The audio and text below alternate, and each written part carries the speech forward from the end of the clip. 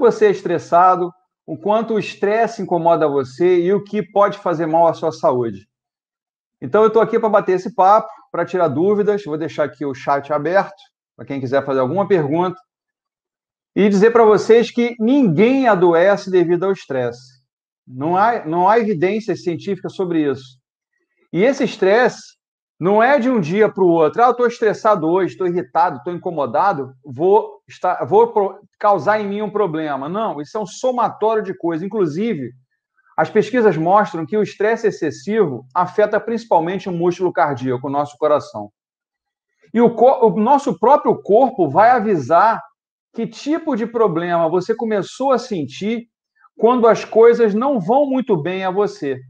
Basta prestar bastante atenção os sinais que o nosso organismo começa a mostrar quando o estresse está presente. E tem gente que acha que isso é uma bobeira. O nível de estresse é tão alto no Brasil que morre uma pessoa a cada 6 minutos devido a um ataque cardíaco gerado por um estresse.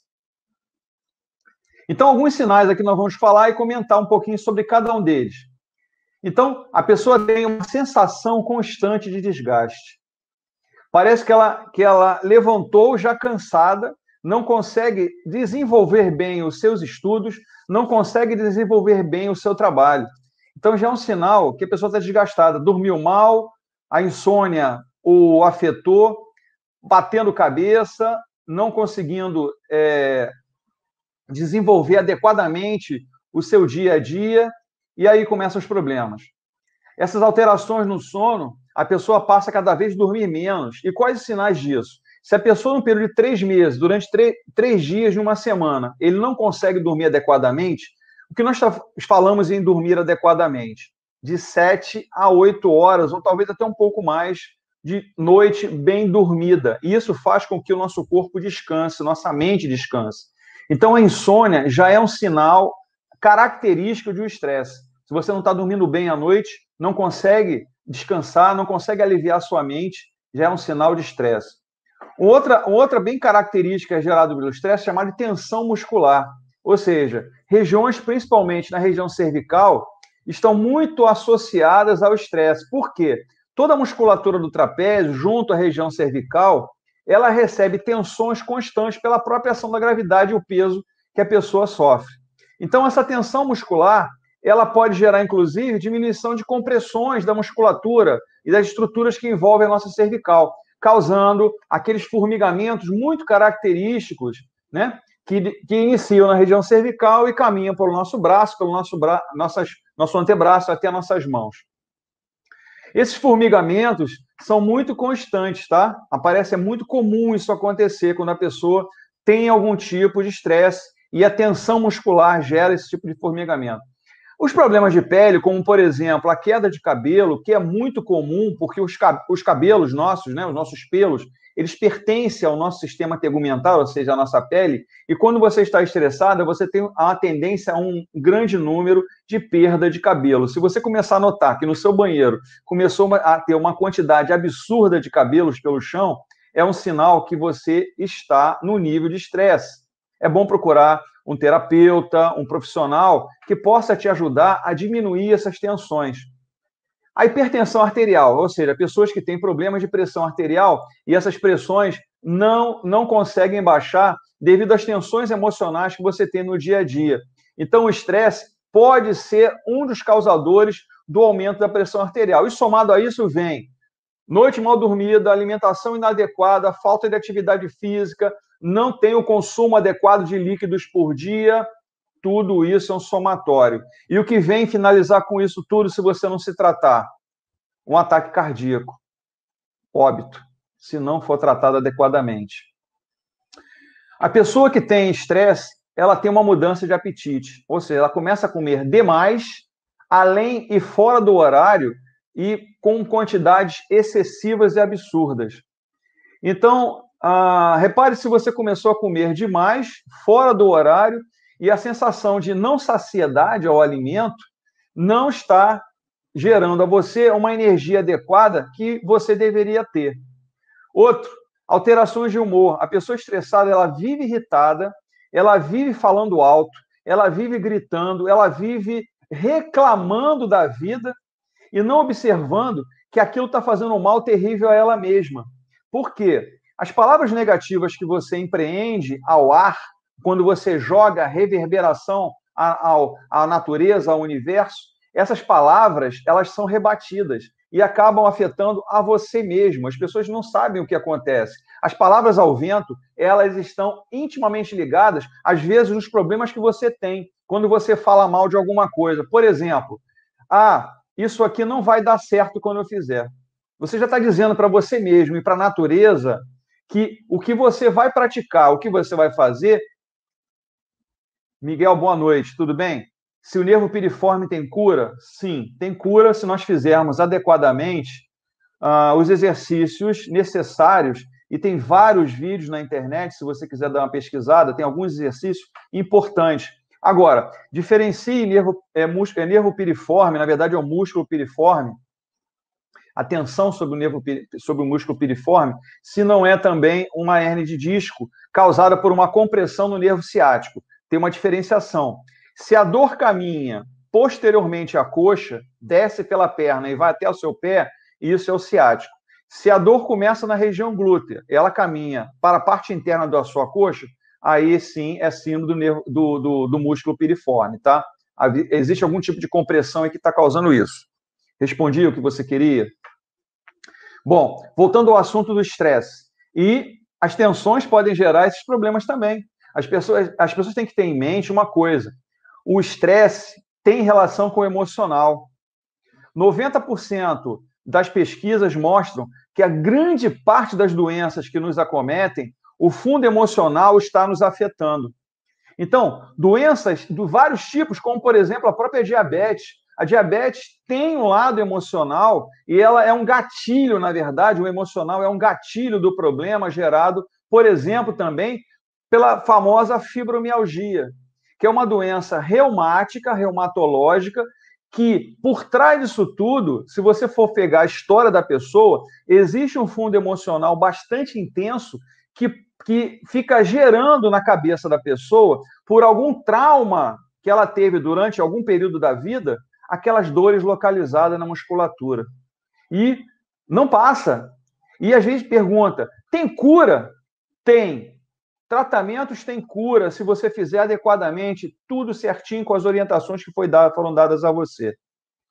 Outra coisa importante em relação ao estresse: perda do interesse pelas coisas. Então, a pessoa é desmotivada, não tem vontade, por exemplo, de fazer uma atividade física, de diminuir o consumo de alimentos que ela faz durante o dia, ela não consegue fazer um regime alimentar. E você sabe hoje... É possível, Miguel, é possível. É importante a gente trabalha muito tempo sentado, fazer atividade física, fazer algum tipo de exercício, tá? Para que a gente tenha, que o nosso corpo fique mais saudável, tá? Então, essa perda de interesse, por exemplo, são pessoas que não conseguem, durante a sua vida, a fazer coisas diferenciadas. Vamos passear? Estou sem vontade. Vamos fazer uma caminhada? Não, estou sem vontade. Vamos ver um filme? Eu vou dormir. E não dorme, porque vai para a cama e fica matutando na cabeça os problemas do dia a dia. E às vezes um problema é que vai acontecer daqui a uma semana, alguma coisa marcada, e ela fica gerando na cabeça aquele comprometimento. E não consegue dormir. Não consegue dormir, não consegue relaxar, não consegue ter um sono reparador. Problemas de atenção, concentração e memória. Imagina um jovem que fica até de madrugada no celular ou no computador, gerando iluminação através dos seus olhos, aonde uma glândula que está na nossa cabeça informa ao corpo se eu estou no momento dia ou no momento noite, essa chamada glândula pineal. A glândula pineal, ela libera um hormônio no nosso organismo para quando está durante o dia, chamado de serotonina. E à noite, para você relaxar e ter um sono relaxante, chamado de melatonina. Tem pessoas que fazem, pela ausência de liberação desse hormônio, o consumo de 1 a 5 gramas de melatonina, que ajuda no sono. Também não pode ser uma frequência a utilização de melatonina via oral, não, porque o organismo acaba se adaptando como qualquer remédio, né? Qualquer remédio que não for tomado de uma forma adequada, de uma forma dosada, você tende a se acomodar por aquela medicação. Então, a falta de atenção, de concentração e de memória é um sinal de estresse. A pessoa não consegue, por exemplo, sentar numa sala de aula ou sentar no local de trabalho e se concentrar naquilo que ela tem que fazer. Ela começa a bater cabeça, a mudar o direcionamento do que ela está fazendo e acaba sendo demitida, na escola acaba sendo reprovada, porque não está com a atenção adequada e a memória está desgastada. Tem ansiedade, né? A pessoa ansiosa, nós já falamos um pouquinho agora há pouco, ela come demais, ela acaba aumentando seu peso corporal, isso vai desgastando as estruturas articulares, isso causa, por exemplo, uma coisa muito comum, quem for no meu canal no YouTube, nesse canal, sobre fascite plantar. A fascite plantar é um problema do aumento de peso gerado pela ansiedade da pessoa, quando ela usa um calçado inadequado, rasteiro demais, quando ela aumenta de peso ou quando ela trabalha muito tempo em pé, acaba causando uma tensão. Por quê? O peso corporal, se você tem um calçado muito rasteiro, a carga toda vai sobre o seu calcanhar. Automaticamente, a carga sobre o centro do seu pé aumenta. Isso causa um desgaste, gerando a tal da fascite plantar, que pode evoluir para o tal do esporão de calcânio, que é um tal bico de papagaio, um osteófito causado por esse desgaste excessivo durante a nossa vida, pelo excesso de peso, pela falta de atividade física, pelo uso de calçado rasteiro demais.